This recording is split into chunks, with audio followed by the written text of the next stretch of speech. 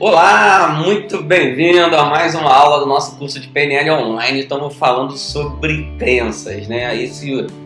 O poder que as crenças exercem na nossa vida e como nós nos comportamos de acordo com uma realidade que não existe, que só existe na nossa cabeça.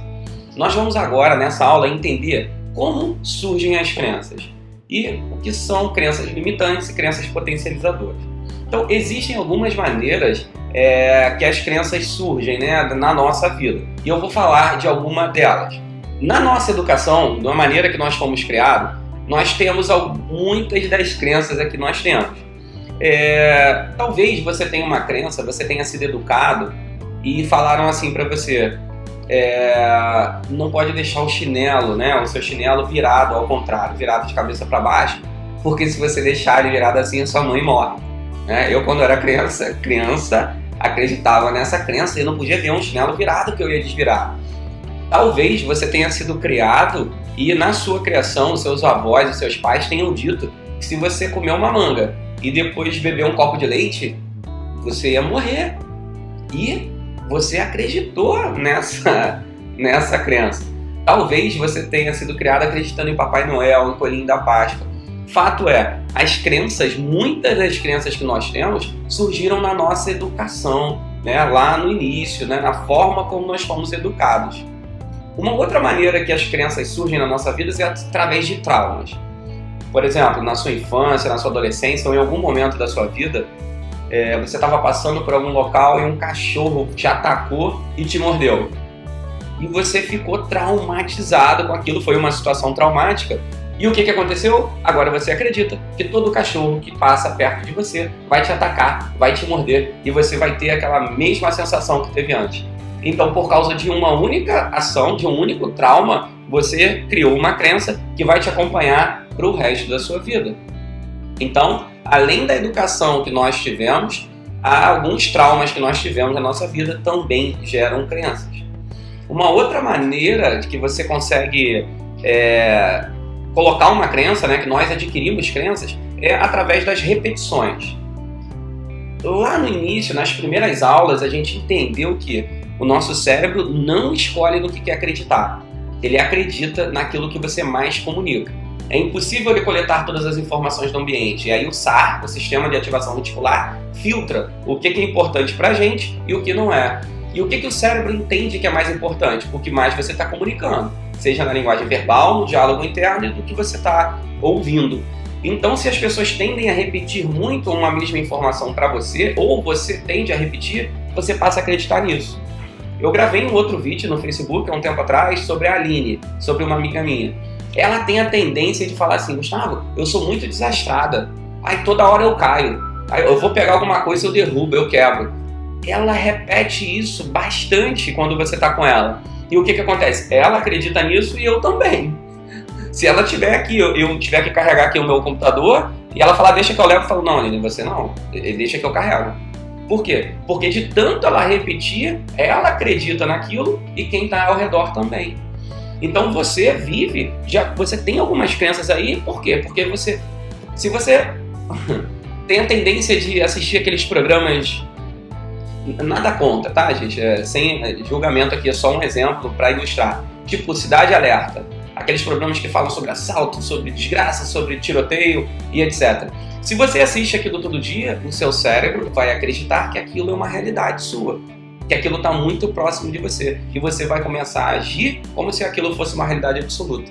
Essa é uma crença que você está instaurando através da repetição. As crenças também podem ser adquiridas através de informações populares. Olha que louco isso. Imagine uma pessoa que mora no interior do Nordeste, né? Infelizmente a gente sabe que lá ainda tem áreas muito precárias em que as pessoas inclusive não têm água para beber. Então imagine que uma pessoa está lá no interior do Nordeste e ela pensa assim, eu vou sair daqui e eu vou para uma cidade, grande que eu quero trabalhar, eu quero ganhar dinheiro e construir minha vida. Qual é a cidade que essa pessoa que está lá no interior do Nordeste vai pensar quando ela pensa em trabalhar e ganhar dinheiro? São Paulo? Provavelmente foi sua resposta. Por quê? Porque é essa informação popular de que São Paulo, paulista que trabalha, em São Paulo que está o dinheiro. Isso é uma crença. Não que São Paulo não tenha, mas não é bem assim, né? Por exemplo, qual é a crença? Eu sou daqui, eu nasci em Niterói, né, naquele estado do Rio de Janeiro. O que dizem dos cariocas? Né? Que o carioca é malandro. Não é todo carioca que é malandro. Isso é dito popular, isso é uma informação popular, isso é um folclore. Só que as pessoas acreditam nisso e vivem de acordo como se isso fosse verdade. Quando fala em gente preguiçosa, em gente devagar, você lembra de que estado? Lembra da Bahia. É uma maldade falar que o baiano é preguiçoso. Alguns baianos são preguiçosos, alguns cariocas são preguiçosos, alguns paulistas são preguiçosos. Alguns baianos são trabalhadores, alguns cariocas são trabalhadores. Alguns paulistas são malandros e alguns baianos são malandros. Então isso não é uma realidade absoluta. Isso é uma crença que foi instaurada na nossa mente por causa dessas informações populares. Beleza? E não é uma realidade absoluta.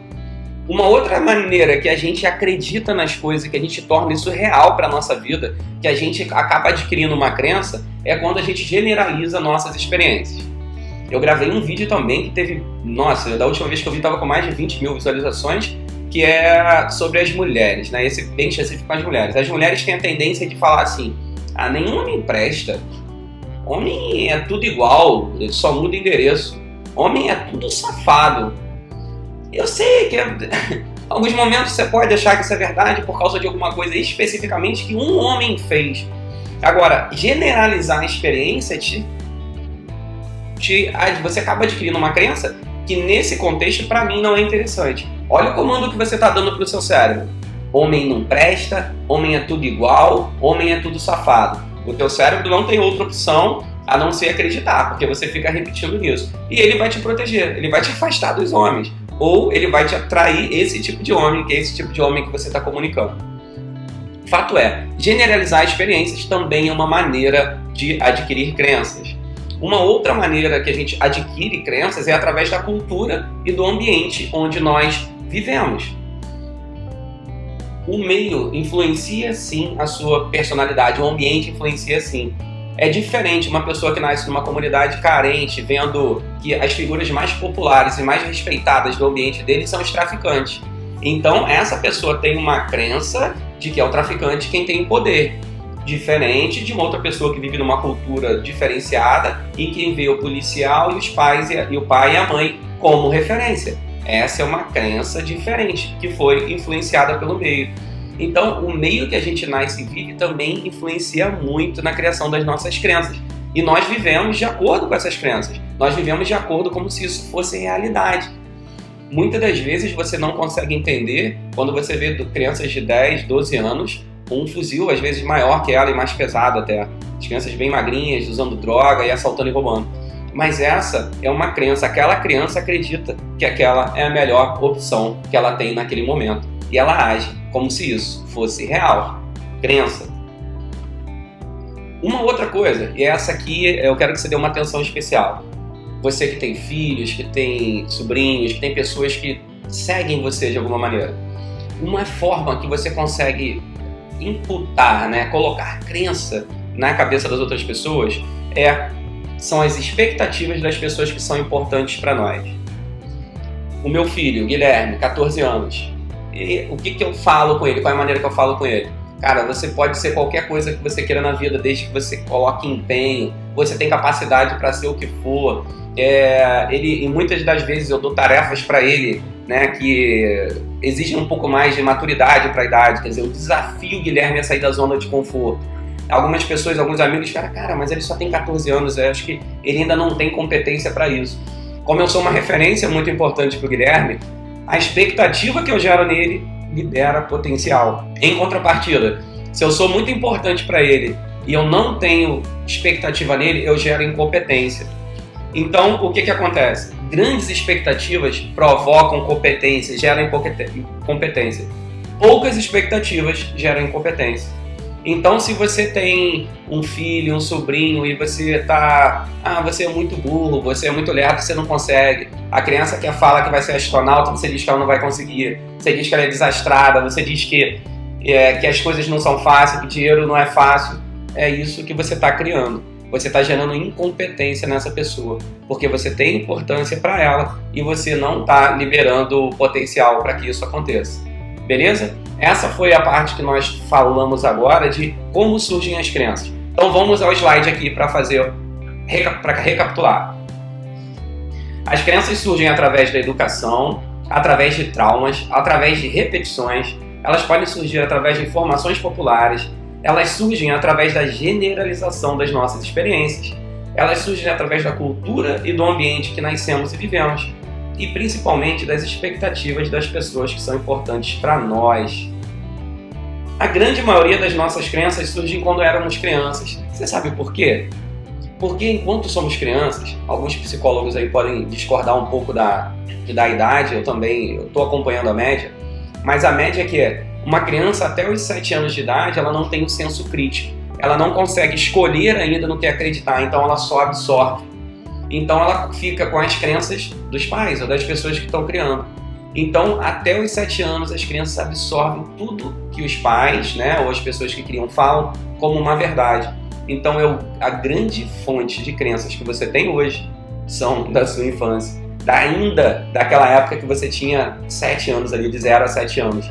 E acredite, você tem muito mais das crenças dos seus pais do que você acredita. Se você foi criado por seus pais, né? Os pais, as pessoas que te criaram.